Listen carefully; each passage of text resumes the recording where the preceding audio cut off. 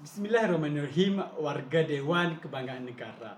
Masih segar di benak fikiran, tragedi 13 Mir yang menggegarkan negara menyebabkan goyahnya perpaduan negara.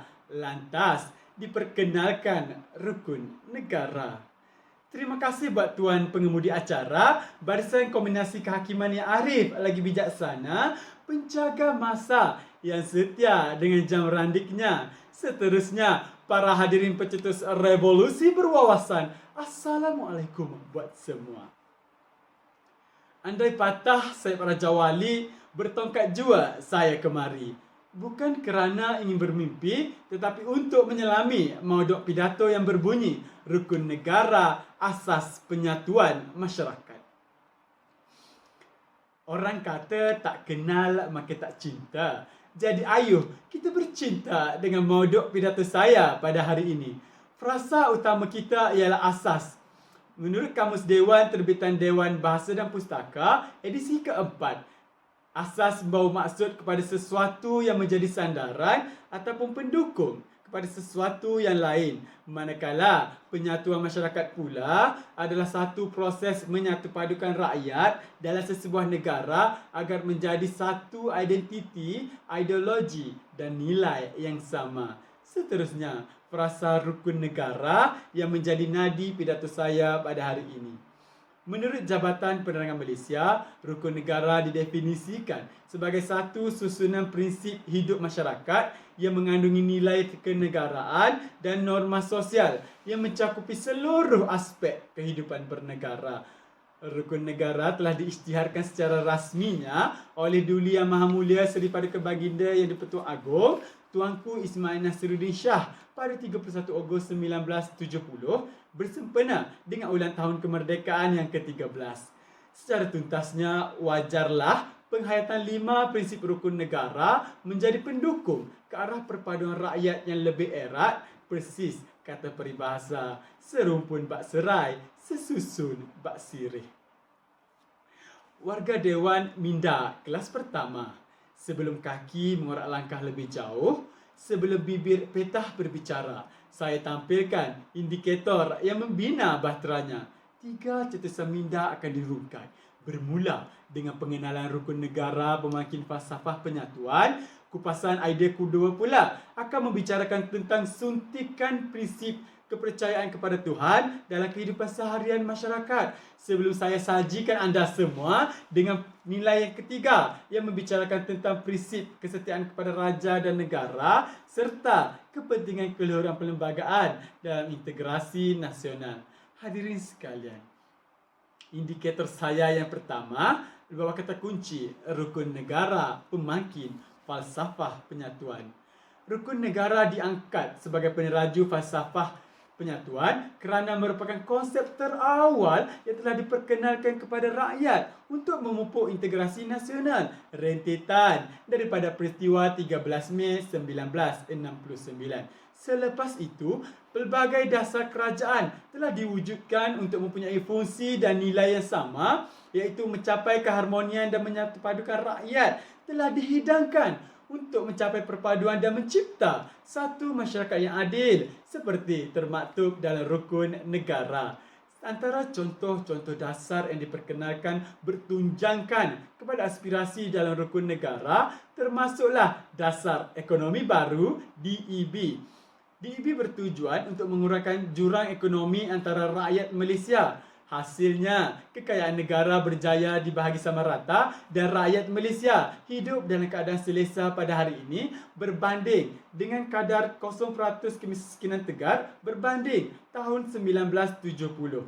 Hadirin sekalian, warga Dewan Anak Merdeka, indikator saya yang kedua, suntikan prinsip kepercayaan kepada Tuhan dalam kehidupan seharian masyarakat. Rakyat Malaysia berpegang teguh kepada prinsip utama rukun negara, kepercayaan kepada Tuhan. Pencapaian prinsip ini dapat diperhatikan apabila rakyat Malaysia mengamalkan konsep bersyukur dan saling menghormati antara satu sama lain di segenap lapisan masyarakat. Ini terbukti apabila perayaan dan sambutan keagamaan dapat disambut tanpa tantangan dan sifat prejudis. Contohnya, masyarakat Melayu bebas mengadakan perarakan sempena Ma'al Hijrah. Begitu pula dengan masyarakat India diberi hak yang sama, bebas mengadakan perarakan sempena sambutan Taipusam. Selain itu, kita tambah lagi pusat-pusat ibadat masyarakat lain juga diperkenalkan sebagai tempat tumpuan pelancong maupun dalam serta luar negara. Sebagai contoh, kita dapat lihat Masjid Kristal di Terengganu, Tokong Kek Lok Si di Pulau Pinang dan Batu Cave itu sendiri di Selangor. Ini jelas menunjukkan prinsip kepercayaan kepada Tuhan telah berjaya membentuk rakyat yang mengamalkan fahaman kesederhanaan yang dapat menyubur sikap persefahaman dan bertolak ansur sehingga menyerlahkan integrasi nasional yang merupakan asas pembentukan rukun negara. Warga Dewan Pemakin Aspirasi Negara.